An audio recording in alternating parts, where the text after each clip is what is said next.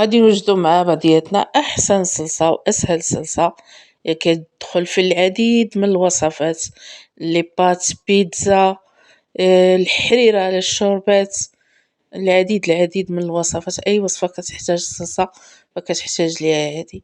مرحبا بكم هاد الوصفات رجاء المتنوعة. كيف ما كنشوفو عندي كمية ديال المطيشة هنا، عندي 5 كيلو مطيشة موجودة دابا 3 دراهم الكيلو، و2 كيلو ب5 دراهم، يعني لا غلا على مسكين. مطيشة موجودة دابا. انا بالنسبه ليا السوق بعيد عليا، اولا المارشي اللي كنتقدى منه كنضطر نجيب واحد الكميه باش نصايبها، باش ما بقاش كل مره كنتعذب. اختاريت مطيشه اللي تكون حمراء طيبه مزيان وما تكونش خضره من الداخل. غسلتها مزيان، واول حاجه المكون اللي غادي ندير مع هاد المطيشه هي الفلفله الحمراء. الفلفله الحمراء يعني تكون من النوع الجيد، يكون داك الحمورية ديالها ماشي حمرا، يكون اللون ديالها مغلق. كل ما كان اللون ديالها مغلق كيكون افضل، كتجي لذيذة وتتعطينا واحد اللون اللي هو رائع. كتشوفوا هنا الكسكاس، غادي ندير المكونات كلها هنايا في الكسكاس، ما غاديش نطيبها في الطنجرة. تشوفوا معايا افضل حاجة غنديروها في الكسكاس، يعني ما يكون فيها لا ما لا والو.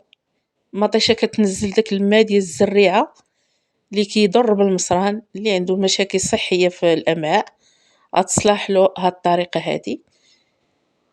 بعد ما كندير الفلفله هي الاولى لتحت، كنعاود نقطع مطيشه. انا عندي ما صغيره ما كبيره، متوسطه، غادي نقسمها غير على جوج وغادي نديرها في كسكاس. المهم انا قديتها وقلبتها، ممكن تحطوها عادي عشوائي عادي. كنا نحاولوا نختاروا مطيشه الا بغينا الصلصه تكون زوينه، مطيشه تكون حمراء يعني، والقشره ديالها حتى هي تكون حمراء، ما تكونش فيها الخضوريه كاع نهائيا. الا لقيتي ديك المطيشه الطويله كان افضل. هنا بعد ما درتها في الكسكاس وغادي ندير عليها الملحه من الفوق. كتشوفوا درت واحد الكميه ديال الملحه، ما تخافوش ما تجيش مالحه، صافي كنديرها البرمه كطيب. هذيك الملحه كلها كتهبط لينا الماء ديالها وصافي. شو اصلا بدات كتطلق الماء، كتهبط لينا هاد الماء ديالها. داك الماء اللي تيكون في الزريعه راه ماشي صحي. ها هي مطيشه بعد ما طابت تقريبا ملي كتغلى واحد نص ساعه. شوفوا الهبره اللي كتبقى، الماء ديالها كله كيمشي. داك الماء مزيانش اللي تيكون في المطيشه، راه كاين الماء ديال الزريعه راه خايب ماشي صحي. شوفوا البرمه كيفاش الماء ديالها كيدير، عادي تيهبط داك الماء ديال الزريعه فقط، راه ما كتهبطش الحموريه ديال المطيشه ولا الهبره ديال المطيشه، لا، كيهبط داك الماء الزريعه. ماء الزريعه كتشوفوا هنايا غادي نهز وغادي نطحن. غادي نطحنها بلا ما، الا طحنات لكم لا ماشين بلا ما مزيان. في حالة ما طحناش لكم ديروا ربع كاس، غير ربع كاس باش تساعدوا، ولا تشدوا شي معلقه وديروها من الفوق وبقاو تدفعوا في هذيك المطيشه.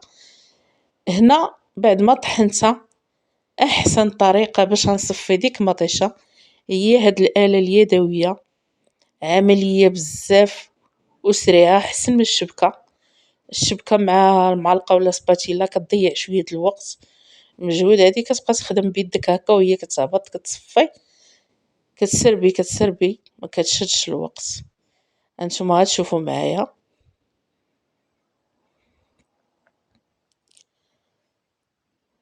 آلة، هاد الآلة سبحان الله العظيم رجوع الأصل إلى أصله.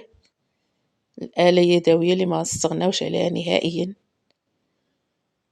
غتشوفوا معايا واحد الكمية ديال القشور ديال الزريعة اللي أنا جمعات في هاد الآلة. شوفوا راه كتصفي مزيان، خصوصا إلا درتي لها ديك الشبكة ديالها الرقيقة بزاف.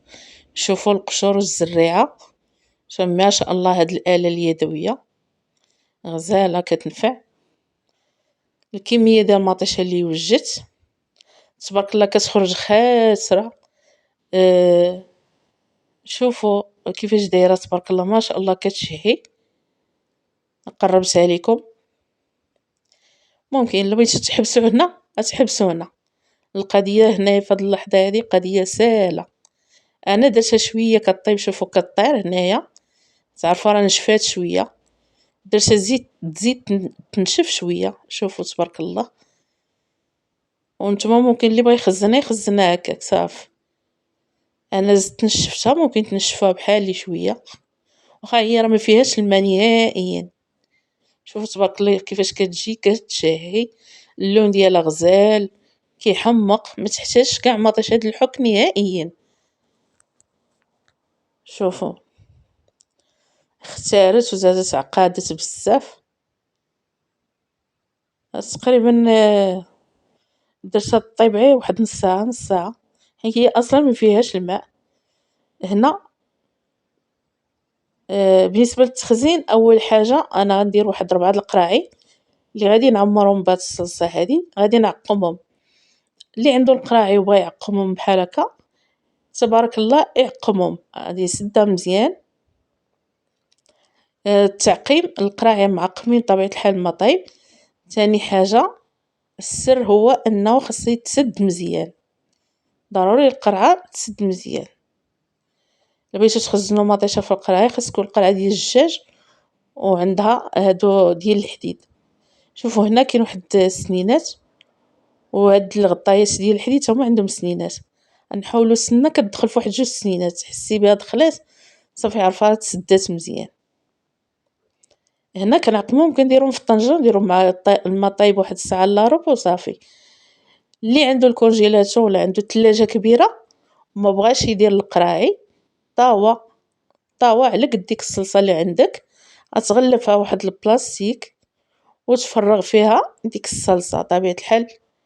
من بعد ما تخليو الصلصه شويه بردات باش تدخلوها المجمد، خاصها ضروري باش تدخلوها المجمد تبرد.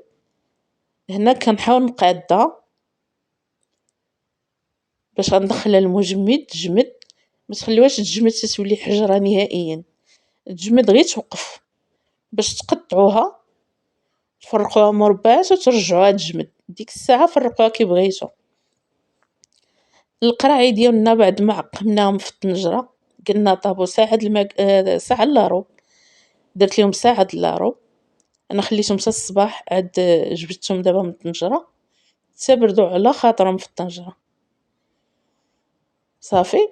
والصلصه اللي درت في الطاوه كتجي هذه عمليه وسهله واقتصاديه، ما كتضيع لك حتى شي حاجه. ديرها كلها في الطاوه كتقطعها وكتفرقها في بلاستيكات.